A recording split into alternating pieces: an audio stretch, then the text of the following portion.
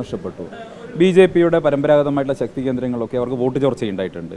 വലിയ തോതിലുള്ള വോട്ട് അവർ പുറകോട്ട് പോയിരിക്കുകയാണ്. എനിക്കൊന്ന് പാലക്കാട് നിയമസഭാ മണ്ഡലാടിസ്ഥാനത്തിൽ വോട്ട് പരിശോധിക്കുമ്പോൾ ബി.ജെ.പി 3-ാം സ്ഥാനത്താണ്. സ്വാഭാവികമായിട്ടും ബി.ജെ.പിയുടെ നില ഇവിടെ പരിതാപകരമാണ്. എന്നോട് ധർമ്മടത്ത് പോയി മത്സരിക്കാൻ പറഞ്ഞാൽ അവിടെ പോയി മത്സരിക്കും, മത്സരിക്കേണ്ടെന്ന് പറഞ്ഞാൽ മത്സരിക്കില്ല. വയനാട്ടിലെ ദിദുന ക്യാമ്പിൽ, ലക്ഷ്യ ക്യാമ്പിൽ വളരെ ആവേശകരമായിട്ടുള്ള ഒരു നയപരിപാടികളുമായിട്ട് മുന്നോട്ട് പോകാനാണ്. വളരെ ആവേശകരമായിട്ടുള്ള ക്യാമ്പായിരുന്നു. വളരെ ക്രിയാത്മകമായിട്ടുള്ള ചർച്ചകളുണ്ടായി, പ്രൊയാക്റ്റീവായിട്ടുള്ള ചർച്ചകളുണ്ടായി, പ്രൊഡക്റ്റീവായിട്ടുള്ള ചർച്ചകളുണ്ടായി. അതിൻ്റെ അടിസ്ഥാനത്തിൽ മുന്നോട്ട് പോകാനുള്ള നയപരിപാടികളുമായിട്ടാണ് അത് സമാപിച്ചിട്ടുള്ളത്. അതിൻ്റെ ആവേശം ഉൾക്കൊണ്ടുകൊണ്ടാണ് ഞങ്ങളെല്ലാവരും പ്രവർത്തിക്കുന്നത്. അതുമായി ബന്ധപ്പെട്ട യോഗമാണ് ഇന്ന് പാലക്കാട് നടക്കുന്നത്. ബഹുമാനപ്പെട്ട അഖിലേന്ത്യാ ജനറൽ സെക്രട്ടറി ദീപദാസ് മുൻഷിജി വരുന്നുണ്ട്. ആ യോഗമാണ് ഇന്ന് നടക്കുന്നത്. SIR-മായി ബന്ധപ്പെട്ട കാര്യങ്ങളിൽ ഒക്കെ വളരെ വിപുലമായിട്ടുള്ള പ്രവർത്തനങ്ങൾ ആസൂത്രണം ചെയ്യുകയും അത് നടപ്പാക്കുകയും ചെയ്യുക. ഈ പാലക്കാട് ജില്ലയിൽ 5 സീറ്റുകൾ ഉറപ്പാണെന്ന് പറയുന്നുണ്ട്. പക്ഷേ തദ്ദേശത്തിലെ കണക്ക് നോക്കുമ്പോൾ അങ്ങനെ അത്ര ആ സാഹചര്യം കാണുന്നുമില്ല. അതെന്താണ് അതിൻ്റെ? തദ്ദേശ സ്വയംഭരണ തെരഞ്ഞെടുപ്പ് സ്വാഭാവികമായിട്ടും എല്ലാ കാലത്തും ഇടതുപക്ഷത്തിന് അനുകൂലമായിട്ടുള്ള സാഹചര്യമാണ് കേരളത്തിൽ ഉണ്ടാകാറുള്ളത്. പക്ഷേ ഇത്തവണ UDF-ൻ്റെ വലിയൊരു സർജ്, വലിയൊരു മുന്നേറ്റം ഉണ്ടായി. ഈ തെരഞ്ഞെടുപ്പിൽ പൂർണ്ണമായിട്ടും സംസ്ഥാന സർക്കാരിനെതിരായിട്ടുള്ള ജനവികാരം പൂർണ്ണമായിട്ടും പ്രതിഫലിച്ചിട്ടില്ല. അത് പൂർണ്ണമായും പ്രതിഫലിക്കാൻ പോകുന്നത് നിയമസഭാ തെരഞ്ഞെടുപ്പിലാണ്. ഒരു ആൻറ്റി ഇൻകംബൻസി ഫാക്ടറിൻ്റെ ഒരു വേവ് ഉണ്ടാകാൻ പോകുന്നത് അടുത്ത നിയമസഭാ തെരഞ്ഞെടുപ്പിലാണ് പൂർണ്ണമായിട്ടും അതിൻ്റെ അർത്ഥത്തിൽ ഉണ്ടാകാൻ പോകുന്നത്. അതുകൂടി വരുമ്പോൾ ഇടതുപക്ഷത്തിൻ്റെ സമ്പൂർണ്ണമായ തകർച്ച സംഭവിക്കും. ഐക്യജനാധിപത്യ മുന്നണിക്ക് ഒരു ചരിത്രപരമായിട്ടുള്ള വിജയമുണ്ടാകും എന്നുള്ള പ്രതീക്ഷയാണ്. അത് പാലക്കാട് ജില്ലയിലും ഉണ്ടാകും.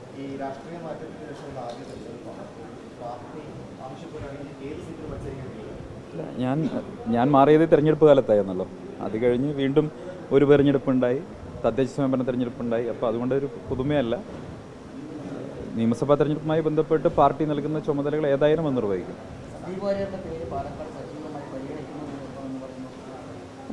അത് പാർട്ടിയാണ് തീരുമാനിക്കേണ്ടത്. പാർട്ടി എന്താണോ പറയുന്നത് അത് ചെയ്യുക എന്നുള്ളതാണല്ലോ. പാർട്ടി എവിടെയാണോ മത്സരിക്കാൻ ആവശ്യപ്പെടുന്നത്, എവിടെയാണോ പ്രവർത്തിക്കാൻ ആവശ്യപ്പെടുന്നത് അത് ചെയ്യുക എന്നുള്ളതാണ്. പാലക്കാട് എൻ്റെ ജില്ലയാണ്, എൻ്റെ നാടാണല്ലോ. പാലക്കാട് ഏത് മണ്ഡലമാണെങ്കിലും മത്സരിക്കാൻ പറഞ്ഞാൽ മത്സരിക്കും. കേരളത്തിൽ എവിടെ മത്സരിക്കാൻ പറഞ്ഞാലും മത്സരിക്കും. സുരേന്ദ്രൻ എവിടെ മത്സരിക്കുന്നു നിങ്ങൾക്കറിയില്ലേ? നിങ്ങൾ ജനമല്ലേ? അല്ല, സുരേന്ദ്രൻ ഞാൻ എവിടെ മത്സരിക്കുന്നില്ല എന്ന് നോക്കി നടക്കുകയല്ലേ.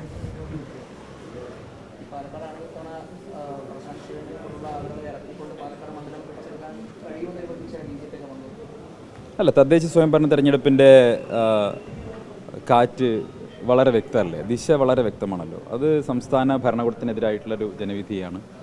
ആ ജനവിധി പൂർണ്ണമായും UDF-ന് അനുകൂലമാണ്. BJP-യുടെ വോട്ട് ഷെയർ വലിയ തോതിൽ കുറഞ്ഞിരിക്കുകയാണ്. പാലക്കാടും അത് കണ്ടു. പാലക്കാട് നിലവിൽ തദ്ദേശ സ്ഥാപനങ്ങളിലേക്ക് നടന്ന തെരഞ്ഞെടുപ്പിലൊക്കെ BJP-ക്ക് വലിയ തിരിച്ചടിയാണ്. മുനിസിപ്പാലിറ്റിയിൽ 3 സീറ്റുകളുടെ കുറവ് സംഭവിച്ചിട്ടുണ്ട്. ഭൂരിപക്ഷം നഷ്ടപ്പെട്ടിരിക്കുകയാണ്. പാലക്കാട് ജില്ലയിൽ തന്നെ BJP-ക്ക് നേരത്തെ ഉണ്ടായിരുന്ന മുൻതൂക്കം നഷ്ടപ്പെട്ടിട്ടുണ്ട് വിവിധ നഗരസഭകളിൽ. അതൊക്കെ സ്വാഭാവികമായിട്ടും BJP-യുടെ നില ഇവിടെ കൂടുതൽ പുറകിലോട്ടാണ് കൊണ്ടുപോയിരിക്കുന്നത്. ഇവിടെ ആര് സ്ഥാനാർത്ഥിയായാലും BJP വലിയ തോതിൽ പരാജയപ്പെടും. സന്ദീപ്, രാഹുൽ എന്നൊരു കാര്യം പാലക്കാടുണ്ട്. കാരണം രാഹുലിനെതിരായിട്ടുള്ള പരാതികൾ, ആരോപണങ്ങളെല്ലാം നിലനിൽക്കുകയാണ്. അങ്ങനെ അത്തരത്തിൽ കാര്യങ്ങൾ നിലനിൽക്കുമ്പോൾ പാലക്കാട് മണ്ഡലത്തിൽ വലിയൊരു തിരിച്ചടി ഉണ്ടാവാൻ സാധ്യതയുണ്ട്.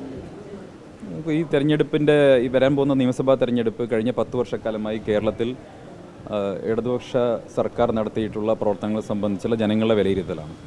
അവിടെ 10 വർഷക്കാലമായി അവരനുഭവിക്കുന്ന ജീവിത യാഥാർത്ഥ്യങ്ങളും ദുരിതങ്ങളുമുണ്ട്. അതിനെതിരായിട്ടുള്ള ജനവിധിയാണ് രേഖപ്പെടുത്താൻ പോകുന്നത്. പാലക്കാട് മണ്ഡലം കേരളത്തിലാണല്ലോ. പാലക്കാട് മണ്ഡലത്തിലെ ജനങ്ങൾ കേരളത്തിലെ പിണറായി സർക്കാരിൻ്റെ ഭരണത്തിൻ്റെ എല്ലാ നയവൈകല്യങ്ങളും അനുഭവിച്ചവരാണ്. അതിൻ്റെ എല്ലാ പ്രയാസങ്ങളും അനുഭവിച്ചവരാണ്. അതൊക്കെ നിങ്ങൾ പോലും ചർച്ച ചെയ്യുന്ന നിർത്തിയില്ല. നഗരസഭയിൽ ഭരണം പിടിക്കുന്നു പറഞ്ഞിട്ട് പോലും പിടിക്കാൻ കഴിഞ്ഞിട്ടില്ല. അപ്പോൾ അത് രാഹുൽ വിഷയം ഉൾപ്പെടെ അവിടെ സ്വാധീനിക്കപ്പെട്ടു എന്നുള്ളതാണ് പറയുന്നത്. അല്ല, പാലക്കാട് നഗരസഭയിലും BJP പുറകിലോട്ടാണല്ലോ, ഭൂരിപക്ഷം നഷ്ടപ്പെട്ടല്ലോ. അപ്പോൾ ഭരണത്തിലേറെന്നുള്ളതായിരുന്നു ആത്മവിശ്വാസമായിട്ട് പറഞ്ഞിട്ടുണ്ടായിരുന്നു. അല്ല, പാലക്കാട് നഗരസഭയിൽ BJP-യുടെ ഭൂരിപക്ഷം നഷ്ടപ്പെട്ടു. BJP-യുടെ പരമ്പരാഗതമായിട്ടുള്ള ശക്തി കേന്ദ്രങ്ങളിലൊക്കെ അവർക്ക് വോട്ട് ചോർച്ചയുണ്ടായിട്ടുണ്ട്. വലിയ തോതിലുള്ള വോട്ട് അവർ പുറകോട്ട് പോയിരിക്കുകയാണ്. എനിക്കൊന്ന് പാലക്കാട് നിയമസഭാ മണ്ഡലാടിസ്ഥാനത്തിൽ വോട്ട് പരിശോധിക്കുമ്പോൾ BJP 3-ാം സ്ഥാനത്താണ്. സ്വാഭാവികമായിട്ടും BJP-യുടെ നില ഇവിടെ പരിതാപകരമാണ്.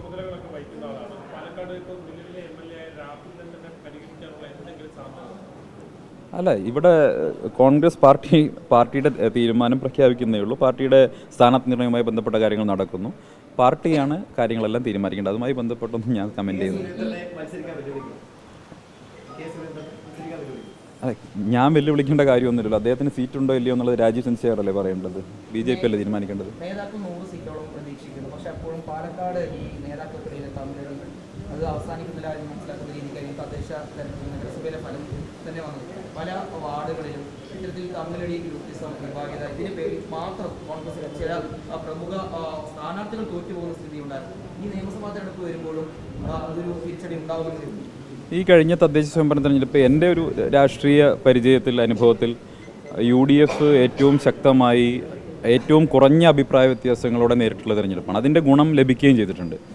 ഏതെങ്കിലും സ്ഥലത്തൊക്കെ വളരെ അപൂർവമായിട്ടൊക്കെ ആളുകൾ തമ്മിൽ അഭിപ്രായ വ്യത്യാസങ്ങളൊക്കെ ഉണ്ടായിട്ടുണ്ടെങ്കിൽ അത് മുൻകാലങ്ങളെ അപേക്ഷിച്ച് വളരെ കുറവായിരുന്നു. അതിൻ്റെ ഗുണമാണല്ലോ ഇപ്പോൾ UDFന് കിട്ടിയിട്ടുള്ളത്.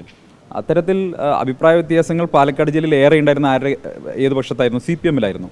CPMൽ പരസ്യമായിട്ട് വിമതപക്ഷം മണ്ണാർക്കാട് ഉൾപ്പെടെയുള്ള മേഖലകളിൽ പ്രവർത്തിച്ചു, അവിടെ മത്സരിച്ചു. CPMൻ്റെ സ്ഥാനത്ത് ഒരു വോട്ട് മാത്രം കിട്ടിയിട്ടുള്ള വാർഡൊക്കെ ഉണ്ട്. അപ്പോൾ അത്തരം സാഹചര്യങ്ങളൊക്കെ LDFനാണ് കൂടുതൽ അത് ദോഷം ചെയ്തിട്ടുള്ളത്. ഇത്തവണ കോൺഗ്രസിനെയും UDFനെയും സംബന്ധിച്ചോളം ഏറ്റവും കുറഞ്ഞ വിമത പ്രശ്നങ്ങളും ഒക്കെ ഉണ്ടായിരുന്ന തെരഞ്ഞെടുപ്പാണ്. ഏറ്റവും ശക്തമായി സുശക്തമായ ഐക്യത്തോടെ നേരിട്ടുള്ള തെരഞ്ഞെടുപ്പാണ്. ആ ഐക്യബോധം മുന്നോട്ട് കൊണ്ടുപോകും. ആ തീരുമാനം എടുത്തുകൊണ്ടാണ് ഈ ലീഡേഴ്സ് സമ്മിറ്റ് അവസാനിച്ചിട്ടുള്ളത്. എന്നോട് ധർമ്മടത്ത് പോയി മത്സരിക്കാൻ പറഞ്ഞാൽ അവിടെ പോയി മത്സരിക്കും, മത്സരിക്കേണ്ടെന്ന് പറഞ്ഞാൽ മത്സരിക്കില്ല.